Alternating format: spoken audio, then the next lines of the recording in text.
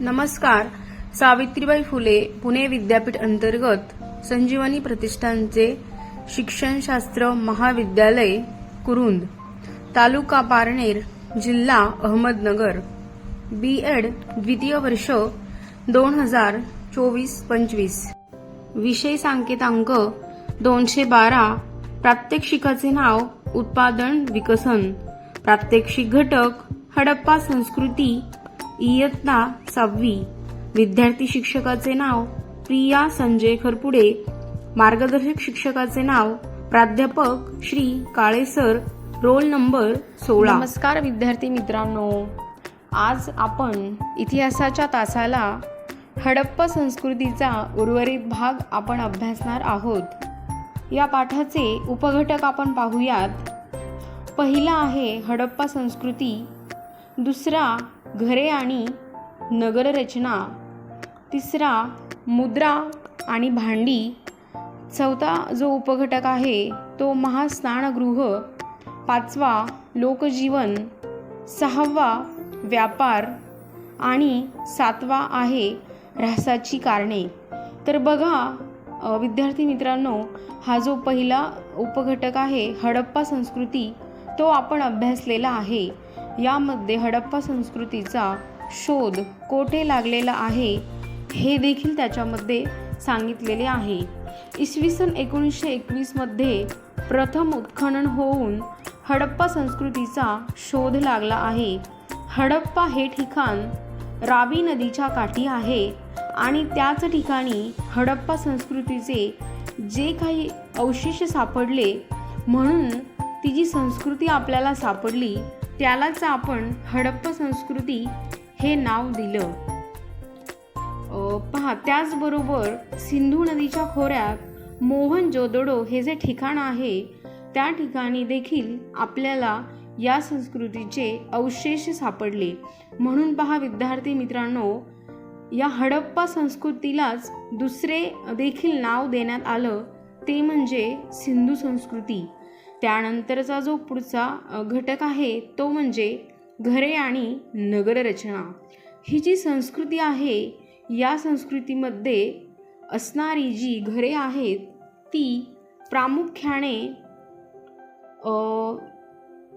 विटांची असत, तसेच कच्च्या विटा आणि दगडांचाही वापर करत असत. त्यांची नगररचना ही मधोमध आणि दोन्ही बाजूला खोल्या, आवारात विहिरी, स्वच्छालय आणि स्नानगृह आणि सांडपाण्याची जी व्यवस्था आहे ती पडळीतून बंद गटारातून सोडलेली आहे.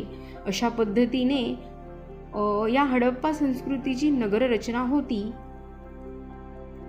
तसेच जो तिसरा घटक आहे तो आपण अभ्यासणार आहोत, मुद्रा आणि भांडी. मग त्या काळच्या ज्या मुद्रा होत्या पहा, त्या चौरस आकाराच्या होत्या आणि त्याच्यावरती विविध प्राण्यांच्या, माणसांच्या आकृत्या होत्या. कदाचित ह्या ज्या मुद्रा आहेत त्या ठसा उमटवण्यासाठी त्याचा वापर केला असावा असे काही संशोधकांचे म्हणणे आहे. त्याचबरोबर पहा, काही दगडांच्या देखील मुद्रा होत्या. तसेच या संस्कृतीची भांडी आहे, भांडी जी आहेत ती भाजलेल्या लाल रंगाच्या विविध आकाराच्या होत्या. काळ्या रंगाने त्यावर नक्षी काढलेली असेल, माशांची खवले, वर्तुळे, पिंपळपान अशी प्रतीके त्यावर कोरलेली असत. त्याचबरोबर जो चौथा मुद्दा आहे महास्नानगृह. बघा विद्यार्थी मित्रांनो, महास्नानगृह हे सर्वात प्रथम आपल्याला मोहनजोदडो या ठिकाणी सापडले होते. जे महास्नानगृह आहे ते 2.5 मीटर खोल आहेत. त्याचबरोबर 12 मीटर लांब व 7 मीटर रुंद होते आणि त्यात पाणी झिरपू नये म्हणून त्या विटांनी बांधलेलं गेलं होतं. आत उतरण्यासाठी पायऱ्यांची देखील व्यवस्था केलेली होती आणि त्यामध्ये पाणी देखील बदलण्याची सोय होती. बघा, इतकी सुधारित अशी नगररचना होती. म्हणूनच तर याला नागरी संस्कृती असे म्हटले जात होते. त्याचबरोबर जो आपला पाचवा उपघटक आहे तो म्हणजे लोकजीवन. हा देखील आपण अभ्यासलेला आहे. यामध्ये लोक आहेत हडप्पा संस्कृतीमधील ते शेती करत होते. मग शेती करत असल्यामुळे त्यांचे मुख्य पीक वाटाणा, मसूर, कापूस इत्यादी असे अन्य पिके ते घेत असत. त्याचबरोबर गुजरातमधील देखील आपल्याला सातू हे पीक जास्त पिकवले गेल्याचे असेच काही संशोधकांचे म्हणणे आहे. तसेच त्या लोकांचे पोशाख लोकरी कापडांचे वापर करत होते असे दिसून येते. तसेच त्यांचे जे काही अलंकार काही दागिने आहेत ते कोणत्या धातूपासून बनवलेले असायचे सांगा बरं? तर ते सोने, तांबे यापासून ते काय करत असत? बनवत होते. म्हणून त्याचबरोबर ज्या काही वस्तू त्यांना सापडायच्या त्यांचे देखील ते काय करत असत? दागिने बनवत असत. मग ते दागिने अंगठ्या, बाजूबंद, बांगड्या इत्यादी अलंकार ते वापरत असत. आता बघा मुलांनो, आता जो आपला पुढचा जो उपघटक आहे तो म्हणजे व्यापार. हा जो उपघटक आहे तो आपण अभ्यासणार आहोत. हडप्पा संस्कृतीतील लोक प्रामुख्याने शेती हा व्यवसाय करत होते आणि शेतीतून जे काही उत्पन्न त्यांना मिळत होते त्याचा व्यापार देखील ते करत होते. त्याचप्रमाणे भारताबाहेरील देशांशी व्यापार करत होते. मग सिंधू नदीच्या खोऱ्यांमधील जो काही चांगल्या दर्जाचा कापूस पिकवला जात होता त्या कापसाचे देखील ते काय करत असत? तर निर्यात करत असत. मग तो कापूस पश्चिम आशिया, दक्षिण युरोप, इजिप्त या प्रदेशांना निर्यात होत असे. सुती कापड देखील निर्यात होत असे. इजिप्तमध्ये मलमलीचे कापड हडप्पा संस्कृतीचे व्यापारी काय करत असत? तर पुरवत असत. त्याचबरोबर पुढे काश्मीर, दक्षिण भारत, इराण, अफगाणिस्तान, बलुचिस्तान येथून चांदी, जस्त, मौल्यवान खडे, मानके, देवदार लाकूड इत्यादी वस्तू काय केल्या? आणल्या जात असत. आणि हे हडप्पा संस्कृतीचे लोक आयात व निर्यात करत असत.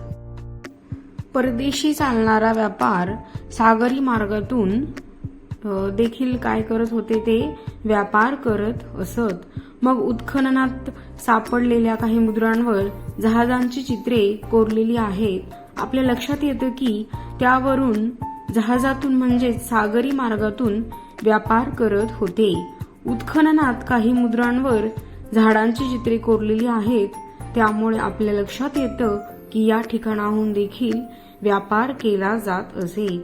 तेच लोथल येथे प्रचंड आकाराची गोदी सापडली आहे. या ठिकाणी पहा, तुम्हाला प्रचंड मोठ्या आकाराची गोदी दिसत आहे आणि अशा अनेक गोद्या आहेत. तसेच हडप्पा संस्कृतीचा व्यापार अरबी समुद्राच्या किनाऱ्याने चालत असे. आता बघा पुढे विद्यार्थी मित्रांनो, ही जी हडप्पा संस्कृती एवढी मोठी संस्कृती उदयाला आलेली, या संस्कृतीचा ऱ्हास कशामुळे झाला, ही संस्कृती नाश पावण्याची काय कारणे आहेत तेही आपण पाहणार आहोत. जो आपला पुढचा उपघटक आहे तो म्हणजे ऱ्हासाची कारणे. तर आता आपण अभ्यासणार आहोत एवढी मोठी संस्कृती, यामध्ये व्यापार होत होता तरी देखील ही संस्कृती ऱ्हास कशी पावली याची कारणे आपण पाहणार आहोत. सगळ्यात पहिले कारण आहे ते म्हणजे पुन्हा पुन्हा येणारे महापूर. अनेक ठिकाणी महापूर आल्यामुळे त्यांची घरे असतील, इतर गोष्टी वाहून गेल्यामुळे कदाचित ही संस्कृती ऱ्हास पावली आहे असे काही संशोधकांचे म्हणणे आहे. तर काही बाहेरून येणाऱ्या ज्या टोळ्या आहेत त्यांनी देखील आक्रमण केली, त्यामुळे देखील त्यांचा ऱ्हास झालेला आहे.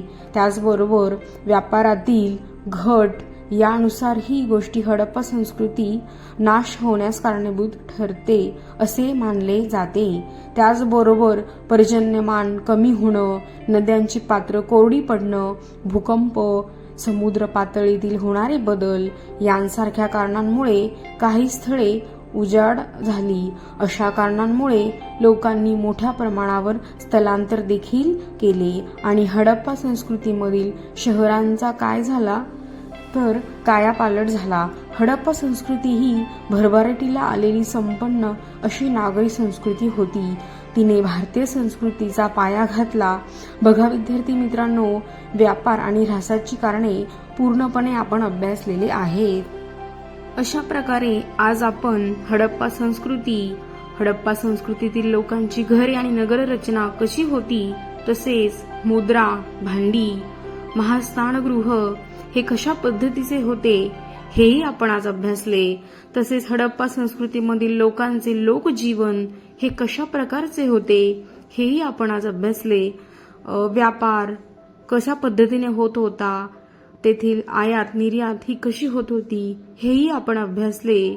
एवढी मोठी हडप्पा संस्कृती कशा प्रकारे या हडप्पा संस्कृतीचा ऱ्हास झाला हेही आपण आज अभ्यासले.